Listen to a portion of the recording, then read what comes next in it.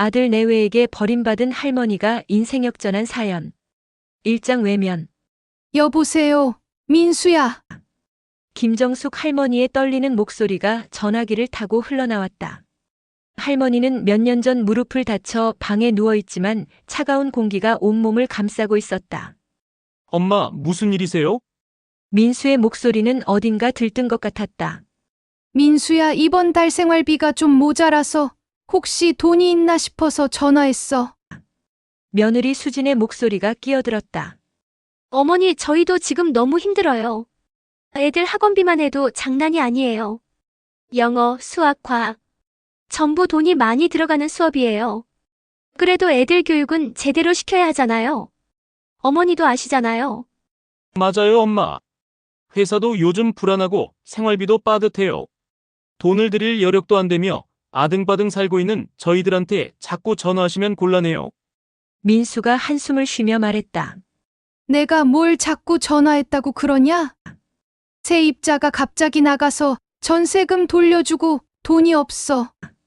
무릎 다친 후로 일도 못 다니고 있어서 그렇잖아.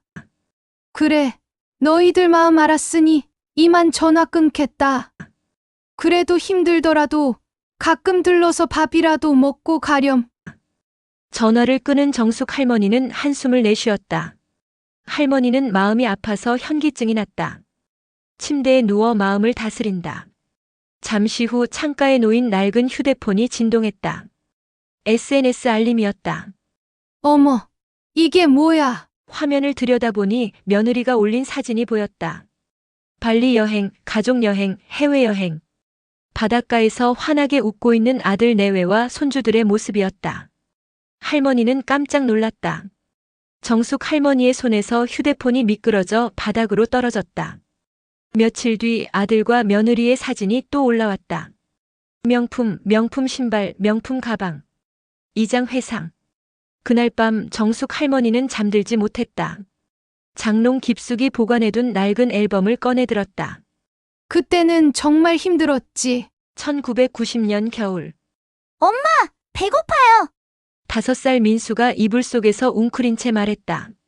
조금만 기다려. 엄마가 라면 끓여줄게. 식당 일을 마치고 돌아온 정숙은 피곤했지만 부엌으로 향했다. 가스비가 밀려 잠시 끊겼던 터라 전기밥솥으로 라면을 끓여야 했다. 여보, 우리 민수 보고 계시죠? 잘 크죠? 남편의 영정 사진을 바라보며 중얼거렸다. 1995년 봄. 나 시험 100점 받았어요. 초등학교에 다니는 민수가 달려왔다. 우리 아들 정말 잘했네. 오늘은 특별히 치킨 먹자. 정숙은 한 달 동안 아끼고 아껴서 모아둔 돈을 꺼냈다. 엄마, 근데 왜 맨날 늦게 와요? 치킨을 먹던 민수가 물었다. 엄마가 일을 해야 우리 민수가 공부할 수 있지. 나중에 내가 커서 돈 많이 벌면 엄마 일 안 하게 해줄 거예요. 민수의 말에 정숙은 눈물을 참으며 웃었다. 2000년 여름. 엄마, 이번에 전교 1등 했어요. 중학생이 된 민수가 성적표를 들고 왔다. 우리 아들 정말 자랑스럽다. 병원 청소 일을 마치고 돌아온 정숙은 아들을 꼭 안아주었다. 3장 괴로움. 정숙 할머니는 창밖을 바라보았다. 달빛이 차갑게 비치고 있었다. 자식 키워봤자 소용없다더니 그 말이 맞나 봐. 휴대폰을 다시 집어들었다. 며느리의 SNS에는 여전히 화려한 일상이 가득했다. 명품 백, 신상, 백화점 쇼핑. 내가 뭘 잘못했을까? 민수를 이렇게 키우지 말았어야 했나? 책상 서랍에서 일기장을 꺼내 펼쳤다. 2005년 일기. 오늘도 병원 야간 청소를 했다.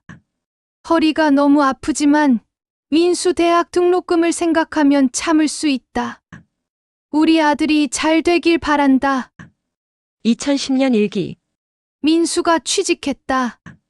이제는 좀 편해질 줄 알았는데 결혼한다고 돈을 빌려달래서 적금을 깼다. 괜찮아. 이제 행복하게 살 테니까. 4장 희망. 할머니 소식 들었어요? 우리 동네가 재개발된대요. 옆집 영희 엄마가 숨을 헐떡이며 들어왔다. 뭐라고요? 우리 동네 전체가 재개발 구역으로 지정됐다네요. 보상금도 제법 된다고 하더라고요. 정숙 할머니는 믿기지 않았다. 남편이 하늘나라로 가기 전에 땅을 사놓은 게 있는데 돈이 안 된다며 그동안 신경도 쓰지 않았던 게 떠올랐다. 마음 한구석엔 혹시나 하는 기대감도 생겼다. 세월이 흐른 뒤 재개발과 관련하여 정숙 할머니는 거액의 돈을 받았다. 이제 좀 편하게 살 수 있겠구나. 오장 뒤바뀐 상황. 어머니 계세요? 어느 날 갑자기 찾아온 며느리와 아들이었다. 어머니, 저희가 부탁드릴 게 있어서요. 수진이 조심스럽게 말을 꺼냈다. 무슨 일이니? 엄마, 재개발 보상금을 받으셨다면서요? 민수가 말했다. 그래. 저희가 지금 좀 어려워서요. 애들 학원비와 생활비가 빠듯하네요. 대출금 이자도 감당하기가 힘들어요. 수진이 말을 이었다. 어머니, 저희 좀 도와주세요. 보상금의 반만이라도 주세요. 민수도 애원하듯 말했다. 정숙 할머니는 창밖을 바라보았다. 몇 년 전 외국 여행 가서 찍은 사진을 올리던 모습이 떠올랐다. 외국 여행에 명품만 고집하는 아들 내외에게 말을 꺼낼까 하다가 입을 닫았다. 6장 결단. 미안하다. 그 돈으로는 너희를 도와줄 수가 없구나. 정숙 할머니의 목소리는 단호했다. 왜요, 엄마? 민수가 놀란 듯 물었다. 너희 아버지의 유언이야. 돌아가시기 전에 장례식장 사업을 해달라고 하셨어. 장례식장이요? 그게 무슨... 민수가 말을 잇지 못했다. 그래, 너희 아버지가 마지막으로 남기신 소원이야. 우리 동네 사람들이 멀리 가지 않고도 편하게 장례를 치를 수 있게 해달라고 하셨어. 하지만 엄마, 그건 너무 무리한 생각 아니신가요? 무리하다니? 내 아버지의 꿈이며 유언이야. 이제는 나도 내 삶을 살고 싶구나. 너희가 나를 외면했을 때는 생각도 안 나겠지. 나도 이제는 내 길을 가려고 해. 어머니, 돌아가거라. 더 이상 할 말 없다. 7장 고민. 그날 밤 정숙 할머니는 잠들지 못했다. 여보, 내가 너무 독하게 구는 걸까요? 남편의 영정 사진을 바라보며 중얼거렸다. 그래도 당신 유언대로 하는 게 맞는 거겠죠? 창밖에서 비가 내리기 시작했다. 민수야, 내가 어릴 때는 그렇게 착했는데 왜 이렇게 된 걸까? 책상 위에는 장례식장 사업 계획서가 놓여 있었다. 내가 돈이 생겼다고 이제 와서 찾아오다니. 그동안은 다 어디 있다가. 정숙 할머니는 앨범을 다시 펼쳤다. 어린 민수의 해맑은 웃음이 담긴 사진들이 가득했다. 그래도 난 후회 안 해. 내 새끼 잘 되라고 한 일인데. 비는 계속 내렸고 정숙 할머니의 마음속에도 비가 내렸다. 몇 년 뒤 정든 마을 추모관이라는 작은 장례식장이 문을 열었다. 정숙 할머니는 매일 아침 일찍 나와 장례식장을 깨끗이 청소했다. 여보, 당신 소원 이뤄드렸어요. 이제 편히 쉬세요. 창밖으로 따스한 봄볕이 들어왔다. 새로운 시작을 알리는 듯한 햇살이었다.